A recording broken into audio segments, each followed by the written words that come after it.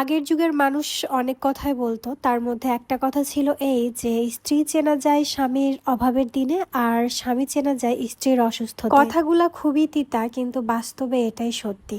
আমি 2 দিন থেকে খুবই অসুস্থ, কিন্তু আমার ছানাটা তো আর বুঝছে না যে তার মা অসুস্থ। সে চাচ্ছে তার মা তার সাথে হাসুক, খেলুক। কালকে তো একদমই উঠতে পারি নাই, কালকে তোমাদের ভাইয়াই রান্না করেছে। আর আজকে আমার মেয়েটা বিরিয়ানি খাবে, শুক্রবার বলে কথা। তো ফ্রিজ থেকে আমি মাংস বের করে দিলাম। অলরেডি 11টা বেজে পার হয়ে গিয়েছে, মানে এখন 11:30 মতো বাজে। আমার ছানাটার জন্য আমি নিজের হাতে রান্না করছি। অনেক কষ্ট হচ্ছে, দাঁড়িয়ে থাকতে পারছি না। মানে রান্না করতে গিয়ে যে আমি কতবার রান্নাঘরে এসেছি আর বিছানায় গিয়ে শুয়ে পড়েছি তা বলার বাইরে। তাড়াহুড়া করেও রান্না বান্না করছি, কারণ যতক্ষণ রান্না না হবে ততক্ষণ আমার আরো খারাপ লাগবে। তো মাংসগুলা ছুটতে একটু সময় লাগতো, কিন্তু সে ধৈর্যটাও আমার আর হচ্ছে না। আলুটা ভাজার পরে আমি আবার চলে গিয়েছিলাম ঘরে, একটু রেস্ট নিয়ে আসার পরে মাংসটা চড়িয়ে দিয়েছি। রান্না করতে করতে আমার এতটা খারাপ লাগছে, আমি যে কিভাবে রান্না করছি, কি করছি না করছি কিছুই বুঝতে পারছি না। আমার ছানা যখন পৃথিবীতে আসে, মানে যখন আমি আতুর ঘরে ছিলাম, তখন একবারে এরকম অসুস্থ হয়েছিলাম। তারপরে আমি আর কখনো অসুস্থ হই নাই এতটা। মোটামুটি করে এই পর্যন্ত রান্না করার পরে